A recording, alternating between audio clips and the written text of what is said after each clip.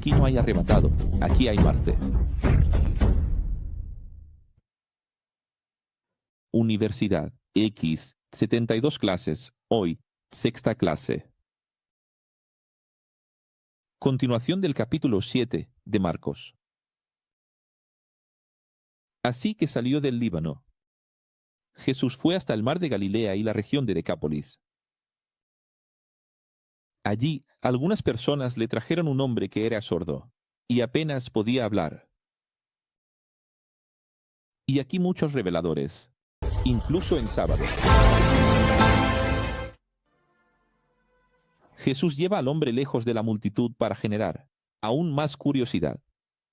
¿Para qué? ¿Lo lleva más lejos? Para generar más curiosidad y valor en lo que hace. ¿El secreto no genera valor?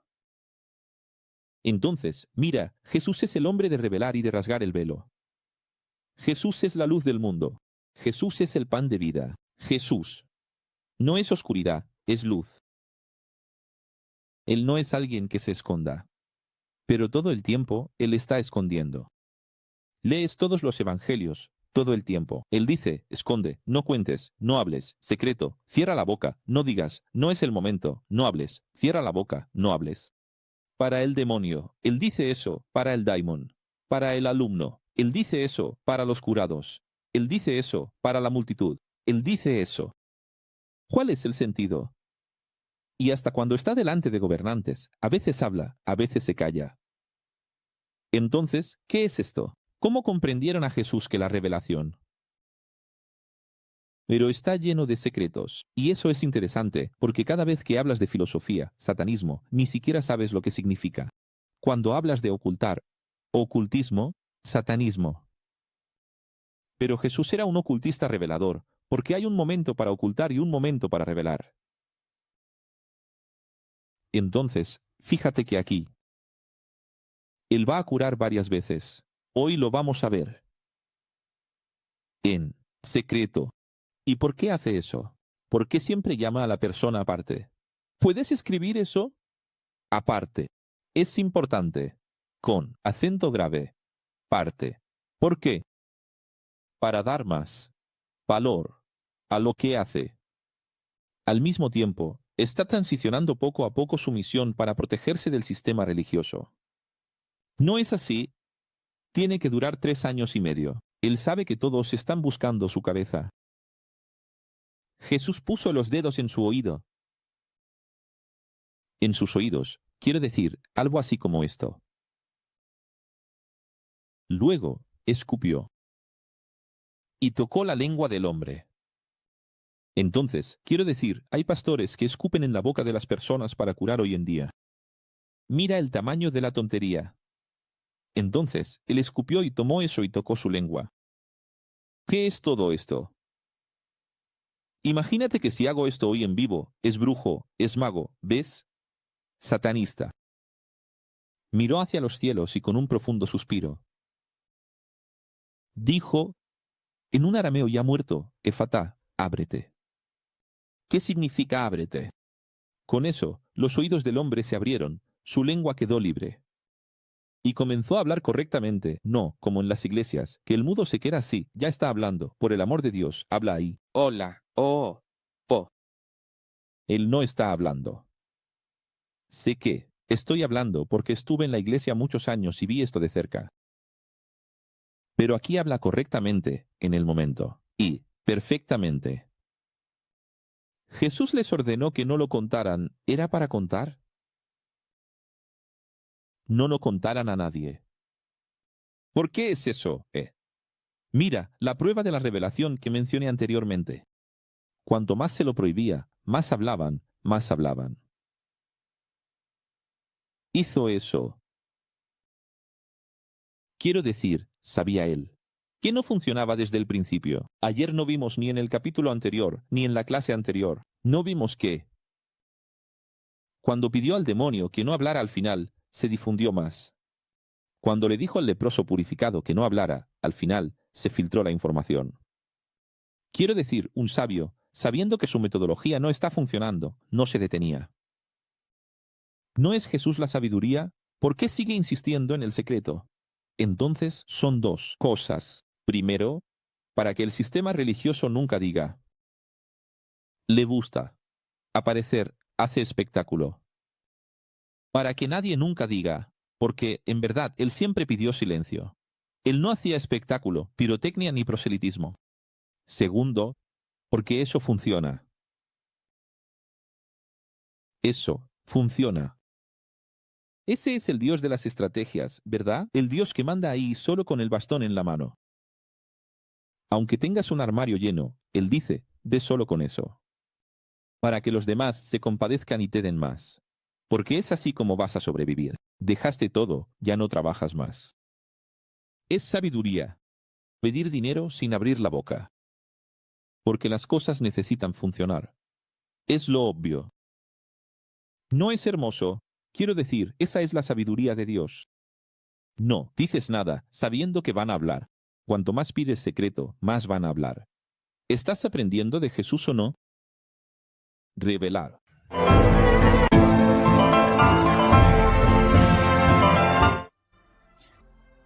Él no necesitaba ni barro, ni tocar la lengua, ni saliva.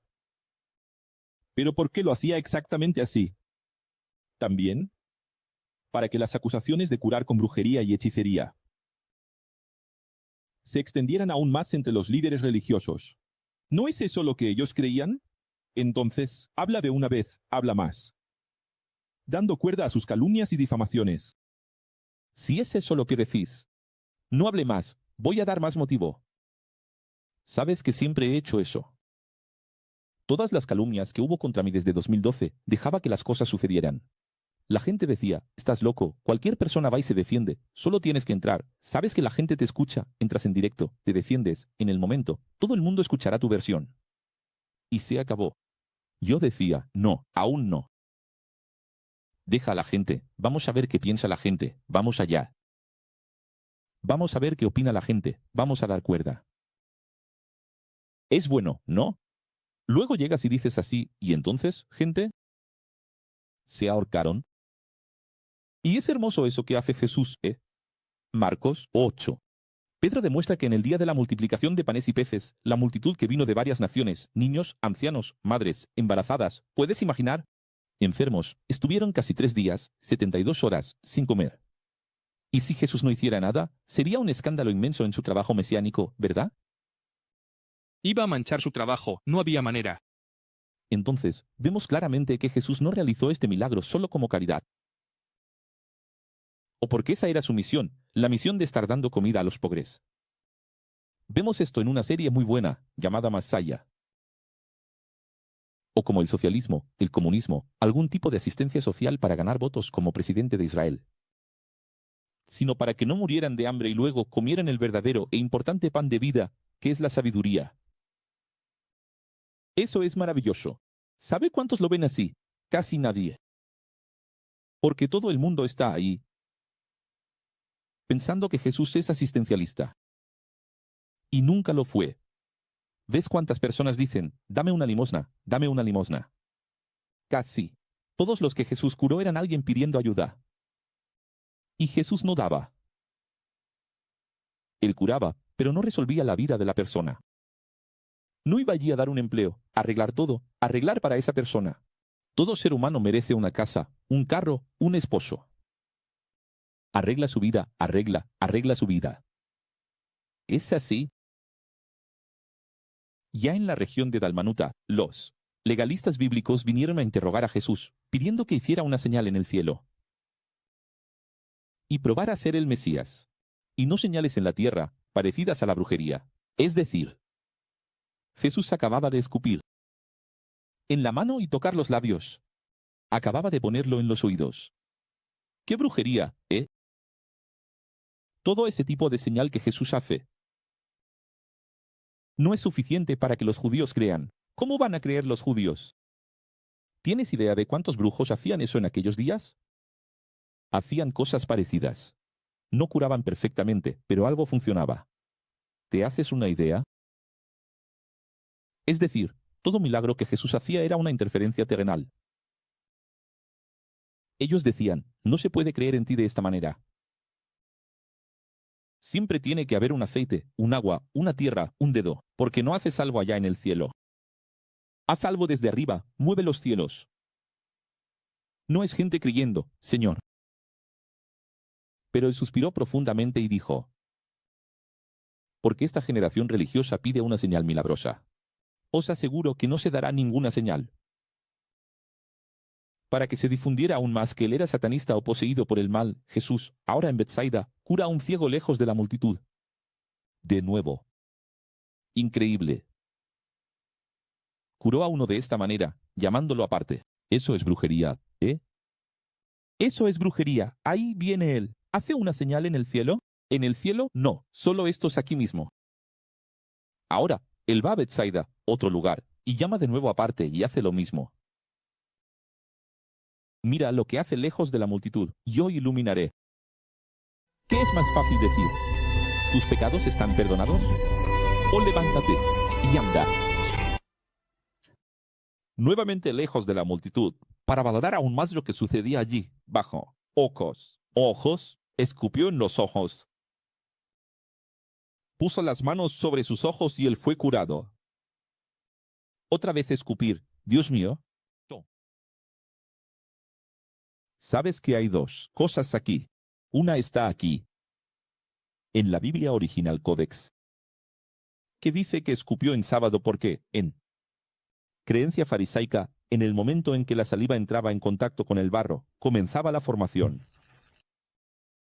de un nuevo ser, porque así fue hecho el hombre. Entonces, ni siquiera escupir en el suelo se podía en sábado. Y él escupe a propósito para enseñarles que eso no es importante. La segunda enseñanza es porque ellos pensaban que escupir era obra de hechicería. Y él va allí y escupe varias veces. Dejar, acoger. ¿Quieres llamarme hechicero? Adelante, hazlo. Vuelvo a preguntar, ¿necesitaba escupir? No. Jesús le dijo a los hombres, al hombre, perdón, que corría y saltaba, ve a tu casa directamente. No, pases por la multitud. Generando aún más curiosidad y valor. Pregunto, ¿necesitaba hacer eso? No. Vamos a entender. Mira qué maravilla. Es sí y no, ¿verdad? ¿Y por qué es sí y no? Déjame explicar el sí y no primero. ¿Por qué es sí y no? Sí, porque estaba generando curiosidad e inflamando a los religiosos que ya desconfiaban de sus milagros. No, porque si quisieran. Si quisiera, él curaría sin tocar. Eso no es. Si quisiera, él curaría sin tocar, escupir o cualquier otra tangibilidad. ¿No es así? Ahora mira qué maravilla. Puedes imaginar una multitud caminando con él, unos más cerca, otros no. Imagina conmigo. Alguien pide, cúrame. Soy ciego. Jesús dice, ¿qué quieres? Quiero ver. El hombre saltó, brincó de alegría. Yo sé que voy a ver. Jesús le dice a él que será curado, pero que necesita seguirlo. Aparte, lo saca de la multitud. Lo saca de la multitud. ¿Genera curiosidad o no genera? Todo el mundo mirando. ¿Sabes que ese saca es justo allí, verdad? Ese saca es allí, ¿verdad? 30 metros, 50 metros. Y los discípulos escoltando. Si él dijo que hay que mantenerse lejos, se mantienen lejos. Los discípulos escoltando. Y todo el mundo. ¿Ves cómo esto le da valor, verdad? Si lo hiciera allí en el momento, no tendría valor. Pero lo valoró mucho. Y más aún, ponía a prueba a las personas. ¿Por qué? Todo el mundo está diciendo que él es un hechicero. Cuanto más hace esto, más dudas tienes. No crees, dudas. Entonces, ¿qué hace él? Él logra hacer la maravilla de la dualidad. ¿Qué es él? El sí y el no. El yin y el yang. ¿Por qué? ¡Qué locura! No, mira lo que estoy diciendo y estoy probando. Porque él, al mismo tiempo que está haciendo un milagro, que es hacer que un ciego de nacimiento vea. Un mudo, hablar. Es decir, algo increíble. Al mismo tiempo, está generando duda para confundir. ¿Quién dijo que la señal es para creer? Es para creer y para descreer. Es para salvar y condenar. En la misma medida. ¿Conseguiste ver lo que estoy diciendo? Es tan maravilloso que él toma. ¿Y qué hace él? Él hace el milagro, que, si se hiciera delante de todos, compraría la fe de las personas. De nuevo estoy hablando, de nuevo estoy enseñando, y nadie enseña esto. Estoy enseñando de nuevo, compraría la fe de las personas. ¿Pero qué hace él? Él llama aparte, él hace el toque. Las personas están mirando desde lejos y dicen, ¿qué está haciendo de nuevo? Parece que escucharon que él escupe. Es increíble. Es increíble porque todos allí fueron cribados en la medida justa. Porque todos allí quedaron divididos entre aquellos que dijeron, yo creo, porque el hombre realmente no veía. Y en vez. Y los otros decían, pero es del mal. Porque si fuera del bien, lo haría delante de nosotros. Porque si fuera del bien, no estaría escupiendo. Porque si fuera del bien, usaría la Biblia. Porque si fuera del bien, haría una oración. Porque si fuera del bien, lo haría delante de todo el mundo con los ídolos religiosos. Porque si fuera del bien, a nuestros líderes, a nuestros pastores les gustaría. Porque si fuera del bien, ves, hay toda la división, y aun haciendo milagros, no genera fe. El público se rebelaba, ¿verdad? El público se rebelaba. Ves que Dios nunca imposibilitó. El cribo. El milagro, esto es algo importante, el milagro no puede imposibilitar el cribo. Por eso los signos que hacen en las iglesias están equivocados. Porque los signos que hacen en la iglesia imposibilitan el cribo. El cribo tiene que continuar. Tienes que seguir siendo cribado. Sí, y es. O no es, crees, o no crees. Entonces yo dije sí, porque estaba generando curiosidad. No, porque si él quisiera, lo necesitaba. Si no lo necesitaba, no lo necesitaba. Ahora, cerca de Cesarea de Filipo caminando, Jesús preguntó a sus discípulos, ¿qué dicen las personas que soy yo? Me encanta este pasaje, muchísimo. Los discípulos dijeron, para unos, eres como Juan el Bautista, para otros, eres como Elías. Otros algún profeta. Y hay aquellos que piensan que eres un hereje. ¿Y para vosotros quién? ¿Soy yo? Pedro, como líder, que sería, toma la iniciativa de nuevo. Y dice, tú eres el Cristo. El Cristo. Emocionado, con la declaración de Pedro. Jesús dice a sus discípulos que estaban allí ahora, que ya me ven como el Mesías. Aún no digan nada a nadie. Mira el secreto. Dejen que cada uno de ellos vea por sí mismo lo que realmente soy. Voy a poner de nuevo en la pantalla para que leas conmigo. Dejen que cada uno de ellos vea por sí mismo lo que realmente piensan que soy. ¿Lo ves? Ahora, ¿sabes? Esto va del cielo al infierno y es muy dual. Porque el mismo Pedro, que ahora dice tú, eres el Cristo, es el mismo Pedro. ¿Qué hará llorar a Jesús dentro de poco? Hace que Jesús se emocione de alegría y hace que Jesús se emocione de tristeza. Lo sabéis, ¿verdad? Ya no veréis. Al ver que ya estaban listos, Jesús comenzó a preparar su despedida en un futuro próximo. Pero Pedro nuevamente llama a Jesús aparte, queriendo un C. Quería un TV.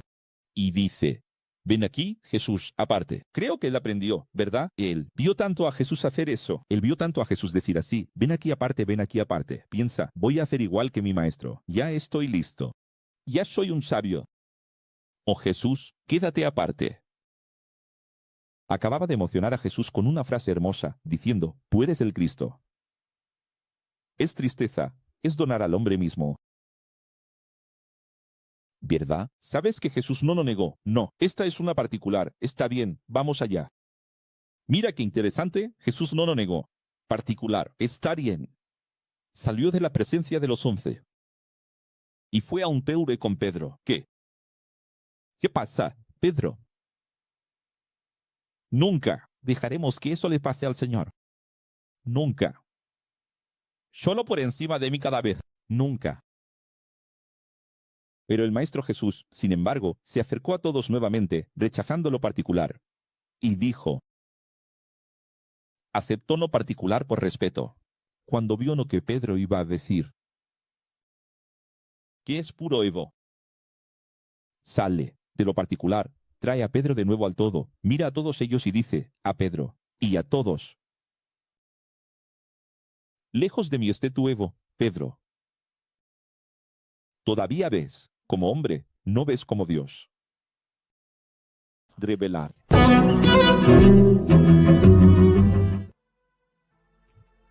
Cada vez que queremos lo particular, aunque sea por un buen motivo, cada vez que queremos evitar las cosas de arriba, superiores, viendo como hombres, tomados por el ego, entonces somos Satán. Satán. Este es el verdadero diablo. Ver cómo ve el hombre. Escribe ahí, ver cómo ve el hombre. Ese es el problema. Somos humanos. ¿Cuál es el problema? Pedro solo estaba viendo como hombre. Nadie es Jesús. Jesús fue Jesús. Nosotros somos hombres. Cuando eres hombre, eres diablo. Porque el objetivo no es aceptar la condición de hombre, sino evolucionar. Viendo, entonces, que los alumnos aún no aceptaban perder a su maestro, Jesús llamó a cientos de personas que estaban cerca. Y, junto con sus alumnos, enseñó, si alguien quiere ser cristiano, debe. Interesante. Están los 12. Pedro pide un PV. Jesús ve su ego, nada de PV. Reúne a los 12 y ahora llama a todo el mundo, porque debía haber unos 100 alrededor. Ahora llama a todos. Va a haber una clase. Ahora vais a aprender. Porque él vio que sus discípulos, aunque lo reconocían como el Cristo, pero no querían perderlo.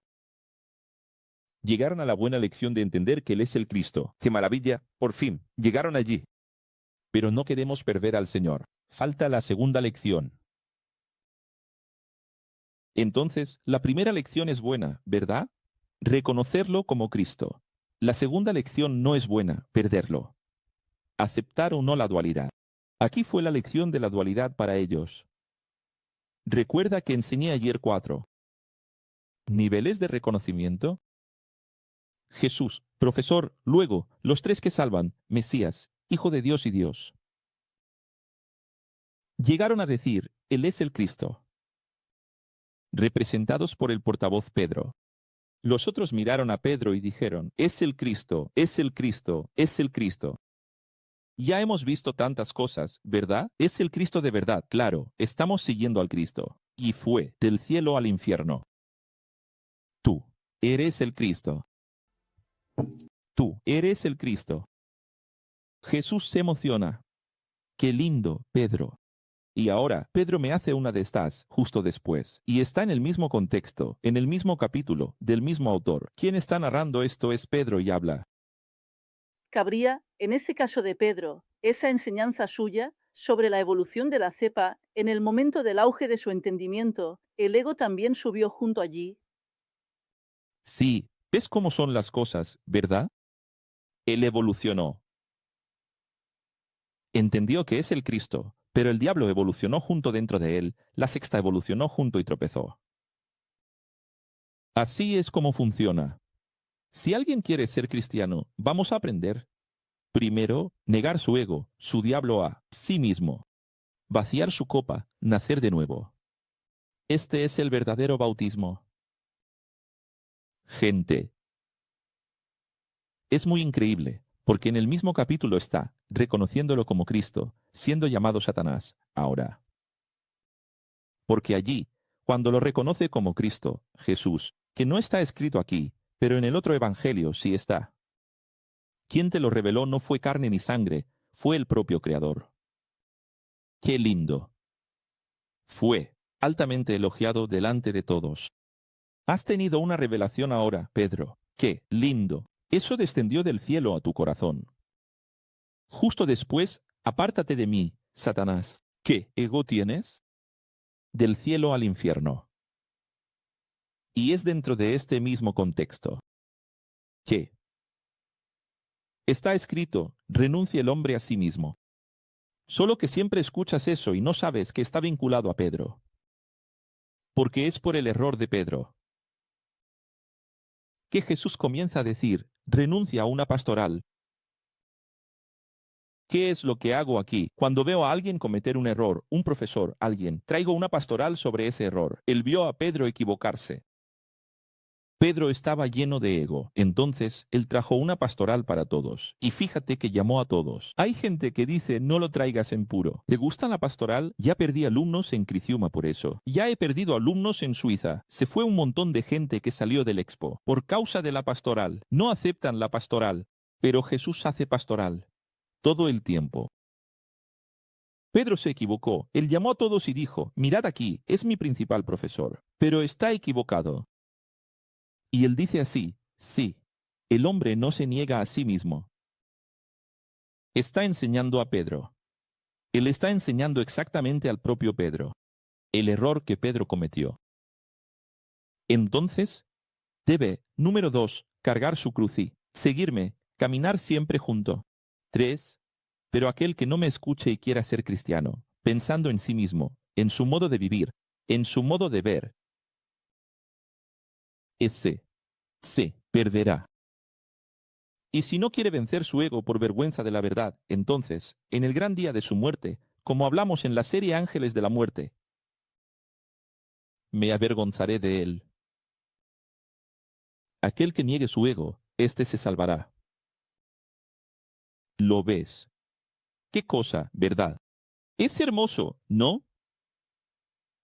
Ahora llegamos a Marcos 9. Pedro narra la transfiguración. En Delta, que ya abordamos aquí en Mateo, original, ¿verdad? Después, Pedro narra que los discípulos de Jesús, al bajar del monte, después de ver a Moisés y Elías, se preguntaban entre sí, ¿qué significa resucitar de los muertos? Es decir, bajaron, acababan de ver a Moisés y Elías, ¿verdad? En lugar de ellos, ¿sabes? Es algo así, es increíble. La evolución de cada uno. Acababan de ver todo aquello. Y preguntando sobre la cuestión de la resurrección de los muertos. Sin poder contenerse, preguntaron al Maestro Jesús, porque los pastores entienden el lenguaje. Equivalente hoy, porque los pastores, sacerdotes, teólogos, que entienden tanto de la Biblia, dicen que es necesario que Elías venga primero. Quiero decir, estaban con Jesús. Alumnos de Jesús, andando todo el tiempo con Jesús y valorando qué. Los mensajes de fuera. Igual que sucede hoy, qué tristeza. Creían más en la interpretación de los líderes que en su maestro. Incluso cuando preguntaban a Jesús, confiando en él, la respuesta mostraba esta clara debilidad. No voy a decir quién, pero es una persona que me visitó aquí. Y él está allí viéndome, nadie lo sabrá, ¿vale? Pero es triste. Estas cosas tienen que ser corregidas, y esa persona se arrepintió, y ella estaba aquí, ¿y entonces? Ella dijo, mira, tal pastor, que conozco, muchos pastores, tal pastor dijo esto sobre ese pasaje. Yo dije, pero no es eso. No, refuté al pastor, no es eso, es tal cosa, pero aún no es eso. Ese pasaje es otra cosa. ¿Será? Me levanté de la mesa. Dije, ¿qué fue lo que dijiste? Estás en la nave madre, en la escuela, en mi mesa, está llena de Biblias allí, estás frente al autor, dices que eres mi alumno, y me preguntas, ¿será? Paré aquí. Y me levanté y me fui. ¿Tienes idea? Aquí están haciendo lo mismo, están con él. Pero ¿por qué los teólogos dicen que tiene que venir Elías primero? ¿No acababan de reconocerlo como el Mesías? ¿Y cómo es que ahora nos están confiando? Y preguntando cómo están, está todo bien, Él es el Cristo. Pero entonces, ¿quién es? Elías. ¿Será que ya se ha cumplido eso? Jesús nos enseña entonces que Elías ya había venido. ¿Quién es Elías?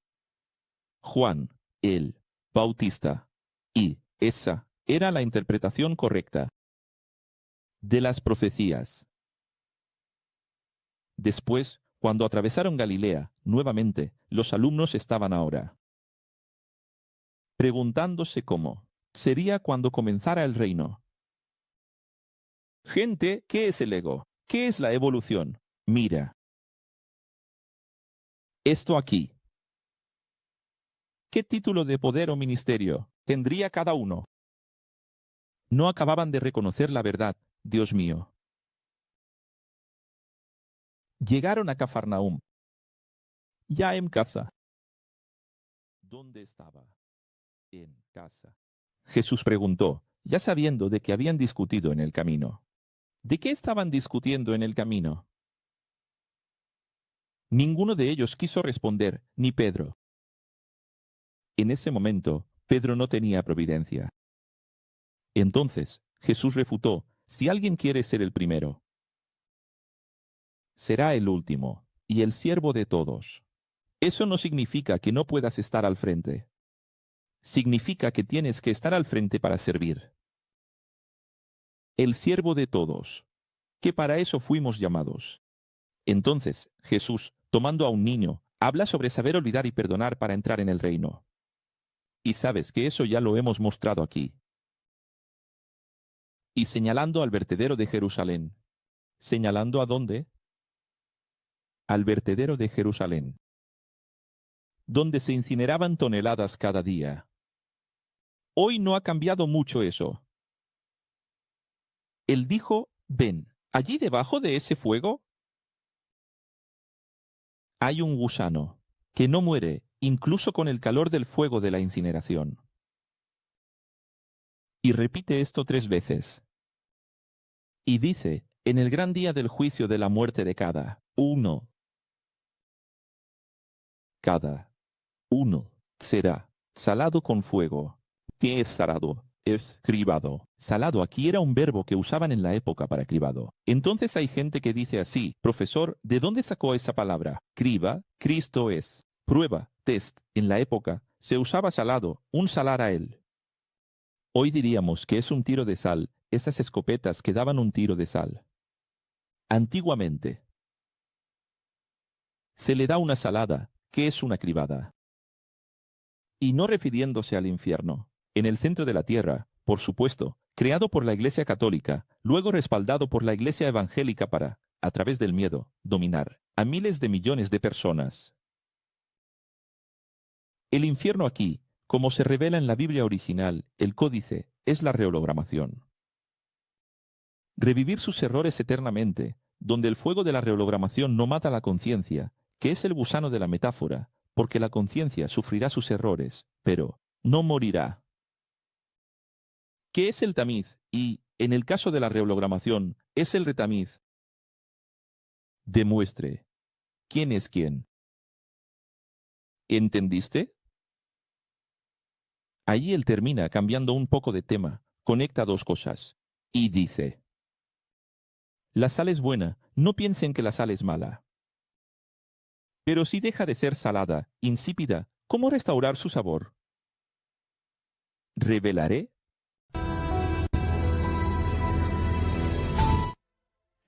Ante tal filosofía, amor a la sabiduría, hago aquí una pregunta emblemática a todos. Sabes, yo soy una vez que los cristianos son la sal de la tierra, que se pudre con sus errores y maldad de los hombres. ¿Cuánto tiempo la sal de la tierra, que son los cristianos, salvará toda la carne? ¿Es toda la humanidad? Pregunta, ¿no? Mira, para nosotros, lo físico señala lo metafísico, ¿no es así? Sí. ¿Cuánto tiempo los verdaderos cristianos van a preservar toda la carne humana?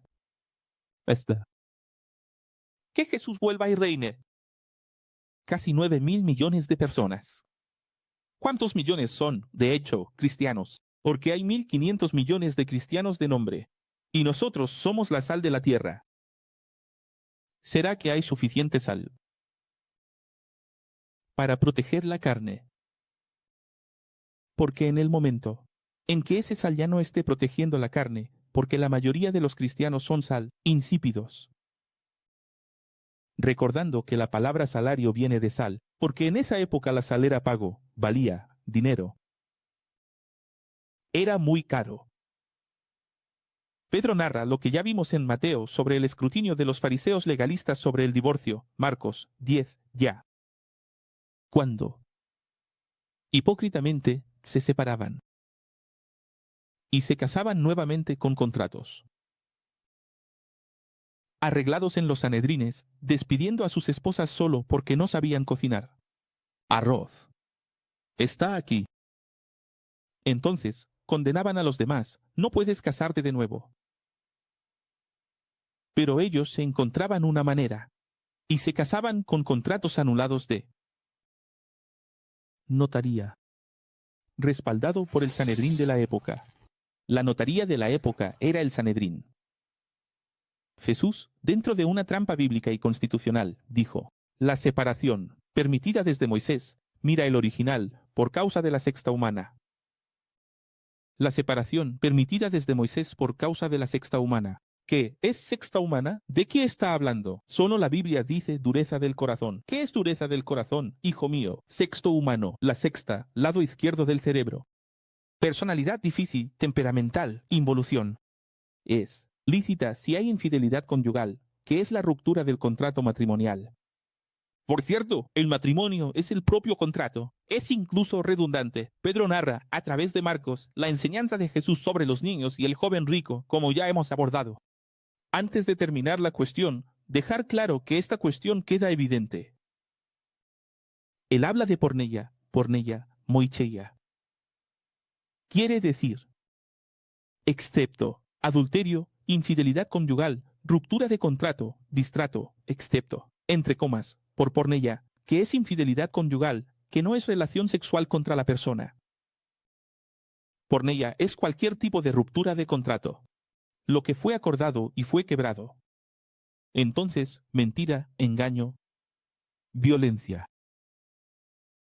Es por ahí. Pero, después de que el joven rico se fue triste porque era materialista, los alumnos se quejan de la dificultad para entrar en el reino. Jesús replica que, aunque parezca imposible, los ricos podían, sí, entrar en el reino. Y es interesante que hay toda una satanización de los ricos aquí. La gente es tan tontita. ¿Sabes? La gente que no quiere evolucionar, que solo va a la iglesia por bendiciones. Eso es incluso una ofensa para el animal llamado burro. Porque así, ¿cómo pueden ser tan involucionados y leer algo y quedarse fijos en eso? Mira los ojos. El joven rico, ¿ves al joven rico? Entonces, llena la iglesia de pobres. Es la iglesia de los pobres.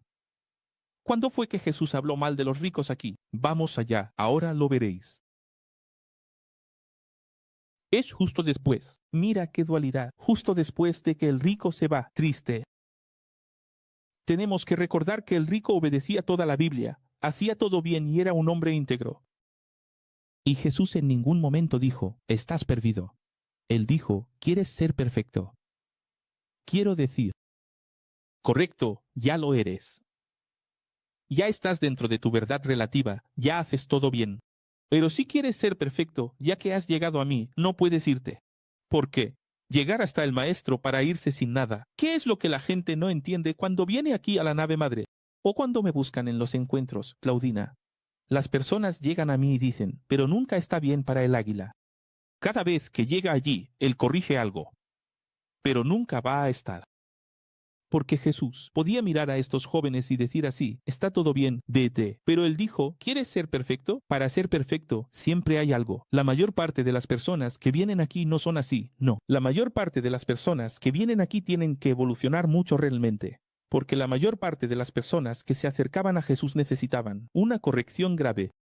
Pero este no. Él hacía todo bien. Pero aún así, podía ser perfecto. ¿Pero por qué tiene que evolucionar? Porque todos tienen que evolucionar. Y lo que no se está entendiendo aquí es que la cuestión no es ni rico ni pobre, es evolución. Porque si él evolucionó y cuando llegó a Jesús, ¿qué fue lo que dio? Mira esto. Cuando llegó a Jesús, era pobre y después se hizo rico. Es una cosa. Ahora, cuando conoció a Jesús, ya era rico. Entiende bien. Lo que estoy diciendo es, cuando llega a Jesús rico, ¿qué tipo de cambio de vida, metanoia, tuvo? Quiero que entendáis esto. Es increíble, pero el reino de Dios es un salario. Tienes que pagar para entrar. Es la matemática de Dios. Es así. Para este hombre tenía que haber un cambio. Y es increíble que para este hombre Jesús no le dijo, así, ven y sígueme. ¿Es interesante? Sí, porque depende de las intenciones. Profesor, lo que no te cuesta, no te vale. Sí, lo vamos a traer ya. ¿Pero estás entendiendo? Lo que quiero decir es la maravilla de que Jesús quiere una prueba de amor, de cambio. ¿Realmente quieres la verdad? Quiero. Yo soy la verdad, estoy aquí. Entonces, ya que me reconoces como verdad, ¿qué estás dispuesto a hacer? Prueba ahí, porque el resto ya no hacía todo. Y es interesante que el problema del joven rico no es la riqueza, es el ego. Su ego era rico. ¿Quieres que lo pruebe? Porque él llega diciendo así, yo obedezco. Todo, desde pequeño. Si no hubiera llegado así. Ese es el problema. Las personas llegan con las palabras que entregan, que ellas son. ¿Entiendes? Yo ya obedezco todo eso, como él dijo, con esa arrogancia religiosa. Si se hubiera quedado callado. Pero nadie puede esconder lo que es. La boca habla, lo que eres. Como llegó con el ego religioso, fue atravesado con el ego religioso. Con algo, porque él pensaba así, yo ya hago todo, ¿qué más hay para que yo haga? Él pensó que Jesús iba a decir así, mira, sinceramente, no hay más que hacer, estás haciendo todo, obedeces la Biblia, ya haces todo, eres perfecto. Solo que el problema no es la riqueza, escribe ahí, el problema no es la riqueza, el problema es el ego. Entonces, Pedro, justo después, triplica, y ahora la cosa va a empeorar. Entonces, Pedro dice así, Señor, está difícil entonces entrar en el reino. ¿Y qué hay de nosotros? Lo dejamos todo para seguirte. Ahora se va a poner bonito. Revelación. Pero el gran maestro dijo, en verdad, quien no deje todo por mí, no será digno del reino. ¿Ves eso? Es decir, si el rico deja, todo hace más que un pobre.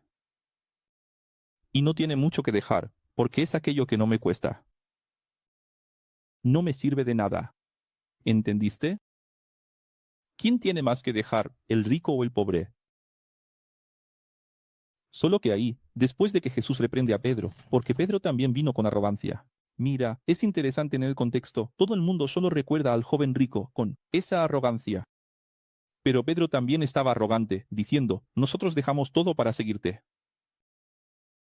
Es lo mismo, la misma arrogancia. Arrogancia del rico y arrogancia del pobre. Es el mismo ego. Jesús, el Cristo, concluye con aquellos que dejaron. Todo como ustedes recibirán 99 meses, 99 veces más aquí en este tiempo presente, desde prosperidad y bendición, bendición, bendición, bendición. En tu Biblia está escrito así, mira, casa, hijos, esposa, marido, nevera, coche. Solo hay bendición allí, hay una lista. Entonces, justo después, parece que Dios hace esto muy a propósito, no parece, lo hace. Al final, Él dice, y persecución. Mira allí, mira allí. ¿Sabes lo que Jesús está diciendo? Ustedes que dejaron todo, trabajo, familia, para seguirme, tengo bendición para ustedes y también tengo muchas desgracias. Van a tener muchas cosas buenas y muchas cosas malas, no hay privilegio. Entonces, vean que la cuestión aquí discutida entre el joven rico y el Pedro pobre es la misma. Privilegio. Al final de la historia, ¿cuál es la discusión? Privilegio. Pedro narra nuevamente el mismo pasaje de la discusión de los alumnos sobre cómo gobernarían en el reino. Y aquí un revelare muy extraño. Revelar. ¿Por qué extraño? Esto prueba que los fragmentos de la Biblia fueron mal compilados. No una, sino varias y varias veces. Los textos de Marcos cuentan una historia que justo allí, en el capítulo posterior, continúa. Como si fuera un patchwork. Retazos y textos. Es ridículo la forma en que estos libros fueron compilados. Es el absurdo de los absurdos. Habla de un niño. Jesús tomó a un niño, lo puso en su regazo y comenzó a hablar. Ahí cambia. Ciego, paralítico, sordo, fariseos. Jesús toma a un niño, lo pone en su regazo y vuelve de nuevo a la historia de Jesús. Ahí él dice, como aquí, estoy hablando de la discusión sobre quién sería el mayor en el reino de los cielos. Comienza esta discusión, termina, va un contexto, 2 contextos, 3 contextos, 4 contextos, vuelve. Y ellos estaban discutiendo para saber quién sería el mayor, pero todo de nuevo. ¿Sabíais que está así en la Biblia? Esto prueba lo mal compilado que está el asunto, pero está bien. Eso porque la Biblia es sagrada. Sagradas son las palabras de Jesús. Cada vez que Jesús habló, es sagrado, es perfecto, es puro. Aprendamos, aprendamos. En Jericó había un ciego. ¿Cuál es el nombre del ciego? Arte, tío. Trampa. Trampa, porque es lo siguiente, sabéis que vosotros que habéis visto 200 clases de la serie Moca, sabéis que los masones firman. Con significado, porque lo aprendieron del judaísmo. Entonces, por ejemplo, allí. Spider-Man. Es el hombre. Ahí, el Esperman. Y luego, incluso hay aquel que trabajaba con genética. El Esperman. Porque el nombre sugiere en que trabaja, lo que es, lo que hace. ¿No es así? Igual que Jesús. Cristo. Cristo no es un apellido. Cristo es lo que Él hace, lo que Él es. Vas aprendiendo. Entonces, cuando tenemos a Nicodemo, no es un nombre, es Nicopoderdemo pueblo. ¿No es así? Talita, Talita no es un nombre. Talita significa niña, pero se dice Magdalena. Magdalena no es un nombre, es señora. No es María Magdalena, María es la señora. Y no había Nuestra Señora. En aquella época, no. Entonces aquí ustedes dijeron Bartimeo, pero Bar es hijo en esa época. ¿Qué es Taimeo? Exactamente, entonces no es un hombre.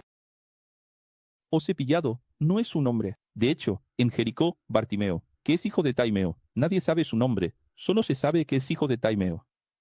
¿Quién es Taimeo? No lo sé, es Taimeo. Que era ciego y estaba sentado al borde del camino, pidiendo limosna, grita por Jesús, ¿verdad? Lo que hizo que Jesús se detuviera y curara a ese hombre. Porque no dejaba de gritar, Hijo de David, Hijo de David, Hijo de David. Pero lo que más encantó a Jesús no fue, solo, que gritara, sino que gritara cada vez más fuerte. Y no solo eso, sino que cuando sus propios alumnos, que hacían de seguridad, y todo estaba bien, ellos hacían de seguridad, pero cuando sus alumnos hacían de seguridad y llegaban y decían, cállate, él gritaba más fuerte. Revelaré. Él está dejando a su hermana. Tocar sus pies es degradante. No escuchaste nada de lo que dijo el profesor. Velario en las iglesias. Creo que lo que Jesús admira del hijo de Taimeo es la expresión, ten misericordia de mí. Pero, en realidad, es el reconocimiento. Insistente, incluso después de ser reprendido, incluso después de pedirle que se calle. Y quienes están pidiendo son sus propios alumnos. Él no se detiene.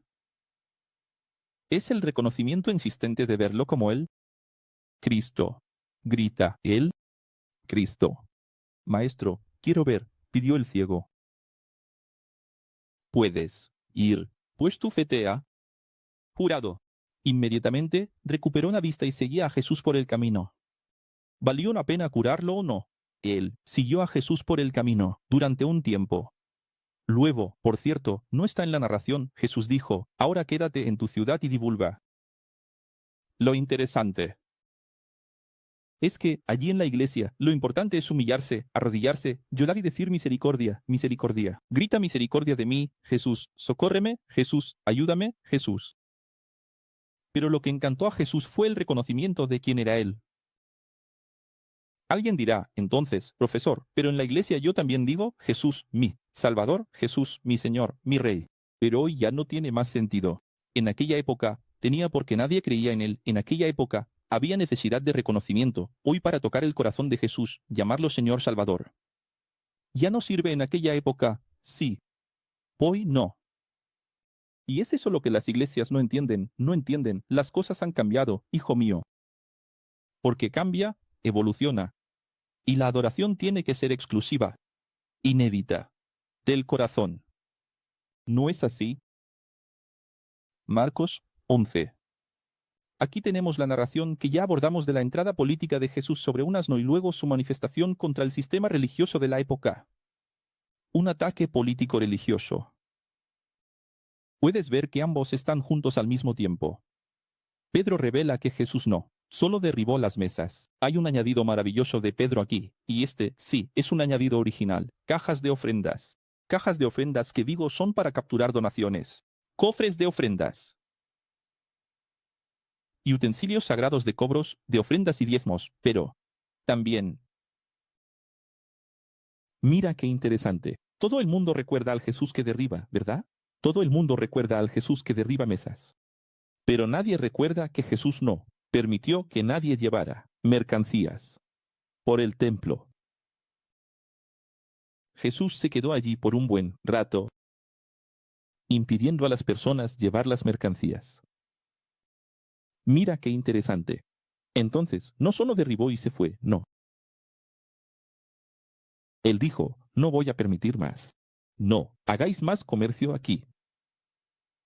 Antes de entrar en el templo, Jesús pasó por una higuera. Escribe ahí, higuera. Jesús tenía hambre. Entonces pasó por la higuera y no había higos, solo hojas. Solo que hay un detalle, no era tiempo de higos. Y aún así, él deseó que esa higuera se secara. Que Dios secó, ¿verdad? Ahora, la higuera no está en el templo. Es Él quien tiene que mandar en todo y ya está, ¿no? Me va a dar el higo y se acabó. Está fuera de temporada, no va a dar. Entonces, muere. Qué Dios tan extraño, ¿verdad? ¿Será así? ¿Vamos a entenderlo?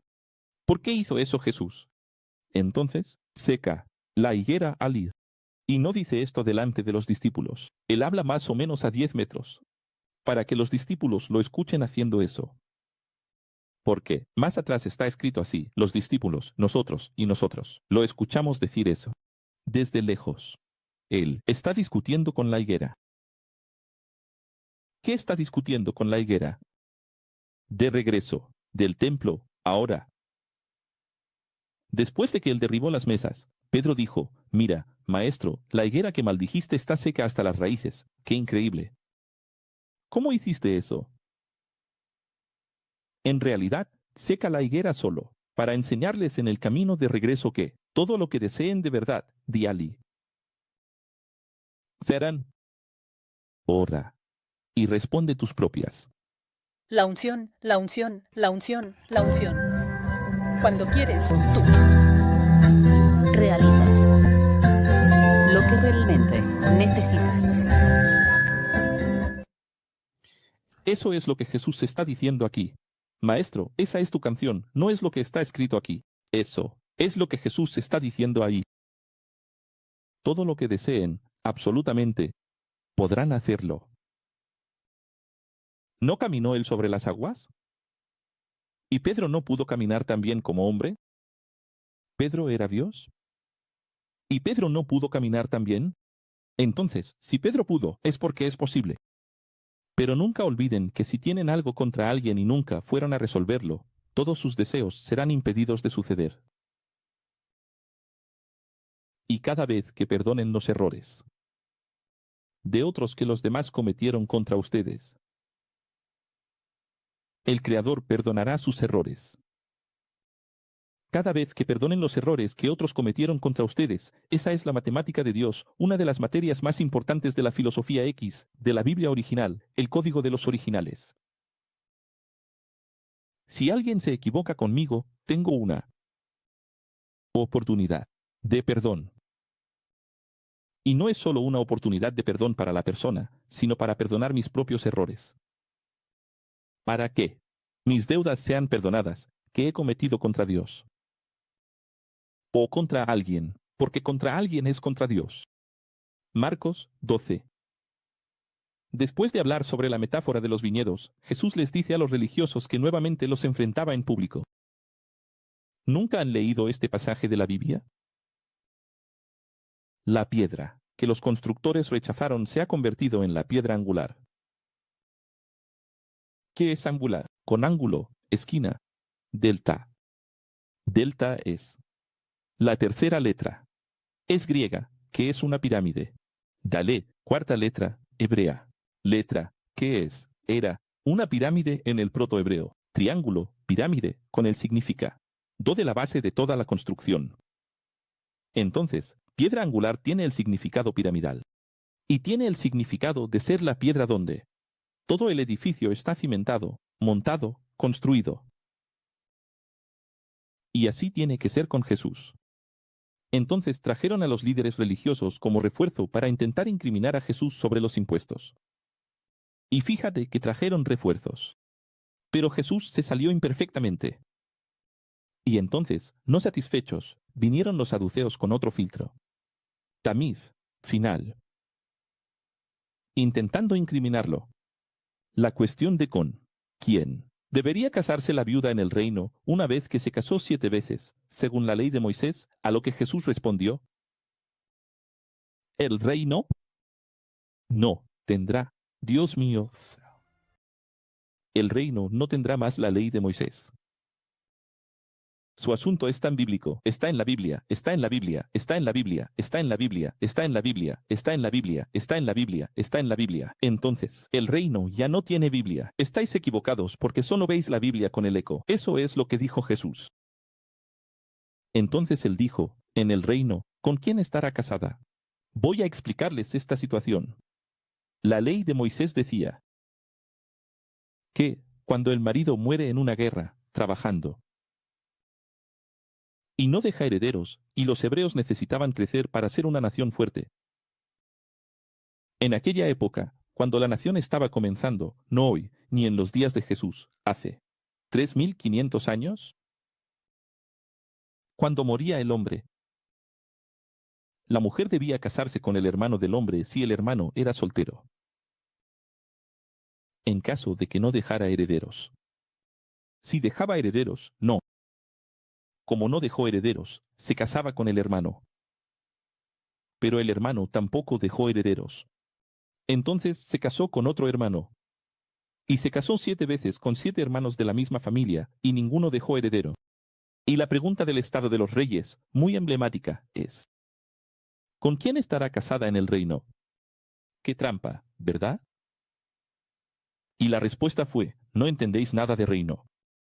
No entendéis nada de la Biblia. ¿Quién dice que habrá Biblia en el reino?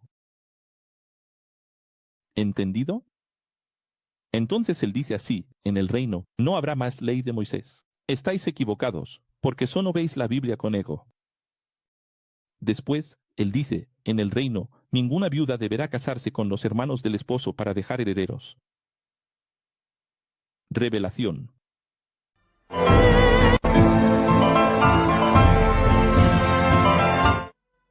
Entonces, mira cómo la ley de Moisés es absurda. Y la ley de Moisés fue hecha dentro de una cultura, dentro de una necesidad, en aquella época, para ese pueblo que necesitaba crecer.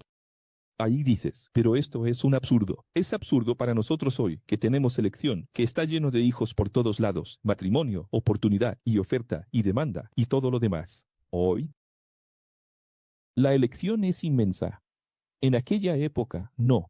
Tenía que ser tribu con tribu, Los hebreos necesitaban crecer, el mundo era enorme, fuerte, los enemigos de Israel eran grandes, y ellos necesitaban ser fuertes, necesitaban hacer nuevos guerreros, nuevos líderes, nuevas amas de casa. Así era la mentalidad. Entonces, si uno dejó heredero, el otro tiene que dejar. Y así es como funciona. No tenían la visión de hoy. Las cosas cambiaron y ellos todavía estaban en la ley de Moisés, queriendo seguir con esa ropa vieja. Y ahí va la ropa vieja.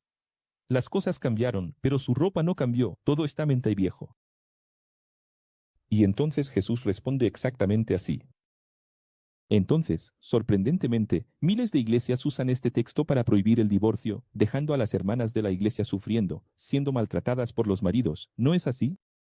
Con la casa llena de hijos que mantener. ¿Por qué? Porque Jesús dijo que en el cielo no hay matrimonio. En el cielo no hay matrimonio, pero ¿es eso lo que él dijo? Primero, él estaba siendo incriminado en público. Él no estaba enseñando para Aquio, para Altair, para la escuela de Belén. Él no está enseñando para nosotros, para ustedes aquí. Él está respondiendo a los saduceos para no ser incriminado. Entonces, el destinatario son los saduceos, no nosotros. La esencia de lo que él enseñó es para nosotros. La esencia es, él está callándoles la boca y diciendo, en el reino, ni hay Biblia ni matrimonio de esa manera. Es decir, ya no hay necesidad de ese tipo de matrimonio. No hay matrimonio en el reino. Ese tipo no es necesario. Tener que casarse con el hermano de nuevo y el hermano de nuevo y el hermano de nuevo para tener hijos. Eso no existe allí. ¿Y entonces qué hacen las personas? Toman este texto y hacen que el divorciado, casado por segunda vez. ¿Sabes? Dios, cada uno en su intención, porque también hay gente que sea condenado, incluida la Iglesia Católica. Prohíbo el divorcio hasta hoy. Para concluir, un teólogo, viendo que Jesús venció todos los debates, nunca iniciados por él, que quede claro, sino por los religiosos, preguntó además, observa que ahora no es el filtro de los religiosos. En grupo, estaban recibiendo refuerzos para incriminarlo, ahora es un teólogo aislado, que, después de ver todo esto, se acercó y dijo, entonces, profesor Jesús, de todos los mandamientos de la Biblia, ¿cuál es el más importante? Jesús respondió, debes. Jesús respondió, varias cosas que el sistema religioso resume, un decálogo en 2. Pero, en realidad, nunca fueron 10 mandamientos en el original y nunca fueron 2. Aquí no hay 2 mandamientos resumidos. Esto no es la nueva ley. La verdad es que la esencia de lo que siempre fue. No es porque sea un Nuevo Testamento. Siempre fue así. Incluso cuando había 613 preceptos, 613 semillas en una granada, incluso cuando había 12 observaciones, 3 observaciones, aún. Era así. Eso es lo que Dios siempre quiso. ¿Qué es lo que Dios siempre quiso? Sintetizamos.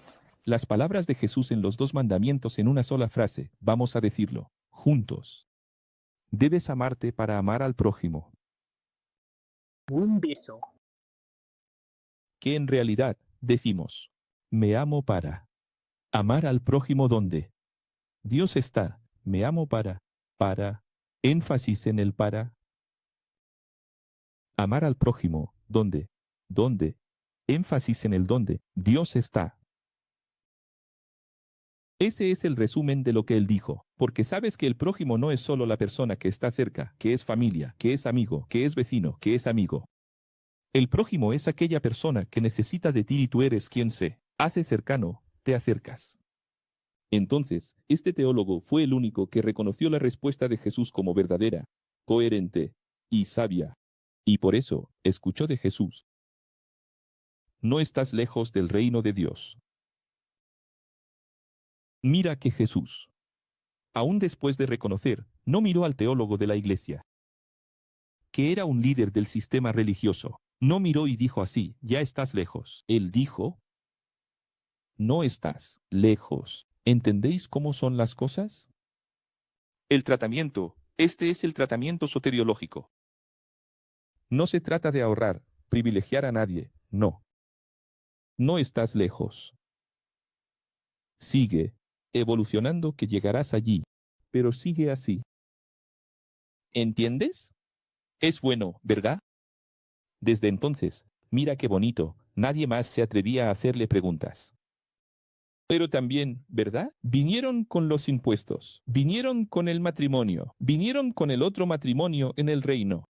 Ahora vinieron con la cuestión de los mandamientos. Él respondió, basta, no, nadie más se atrevía. Desde allí, entonces, en el patio del templo, ¿dónde? ¿Dentro o fuera? En el patio del templo, Jesús se sentó frente al lugar donde se colocaban las ofrendas y los diezmos. Y observaba a la multitud colocando dinero en las cajas de ofrendas, que son los gazofilacios. Muchos ricos echaban allí grandes cantidades que sostenían el sistema, grandes cantidades, muchas monedas.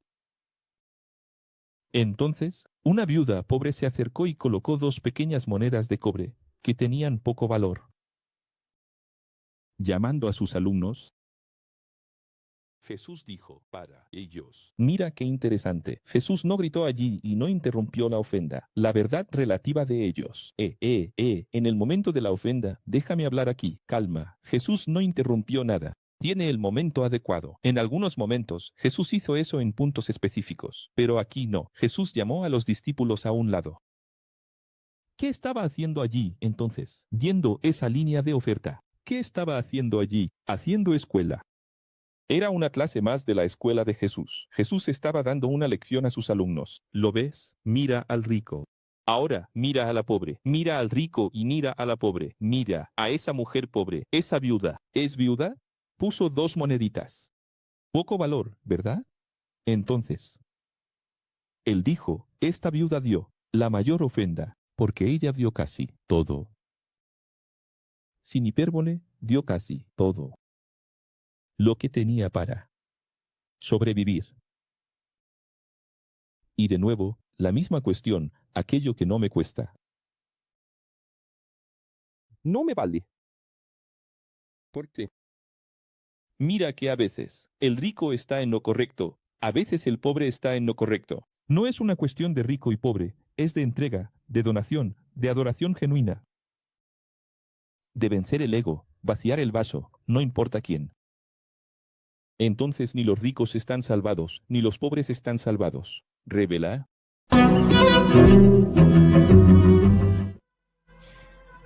D. A Jesús en el patio del templo, respetando la verdad relativa de ellos, los rituales y liturgias equivocadas, no estaba. ¿Todo equivocado? Todo mal, pero respetando. Los errores de las iglesias, pero sin dejar de enseñar allí mismo, a sus alumnos, la verdad de Dios, que solo examina las intenciones de cada religioso que frecuenta un templo. Entonces, él no llamó a esa mujer y le dijo, mira, tienes que conocer lo que yo conozco. Ahora tienes que hacer toda la universidad conmigo, porque si no estás perdida. Y eso no quiere decir que él también. Viste, 2 interpretaciones erróneas. La primera es que él tiene que ir allí, sacudir a la mujer, sacarla de la fila y decir, ven aquí, ven a ser una ex. Pero tampoco es verdad, como mucha gente cree. Que él tomó y dijo, vamos a dejar a cada uno. En su verdad relativa, es que, en ese momento, él no hizo nada. Porque todos los días él hacía algo en el patio del templo, allí mismo. Solo que, como ese día, en el patio del templo, era el día y la hora de las ofrendas. En respeto. ¿Terminó? Ahí viene el trabajo. Entonces, tienes que aprender de Jesús. Ni anónimo, ni proselitista. Tienes que hablar todo el tiempo, de la manera correcta, en el momento adecuado. Y depende mucho de la reacción, del ego. Cuán lleno o cuán vacío está el vaso del alma. ¿Es eso? Esos fueron los capítulos de hoy, del 7 al 13. Faltan los últimos capítulos que haremos la semana que viene, fácilmente, porque son de la crucifixión y vamos a dejar la crucifixión para Juan. Y pronto viene Lucas. En 1260 días de Jesús. Porque Pablo está diciendo lo siguiente. Aquí no hay arrebatamiento. Aquí está Marte.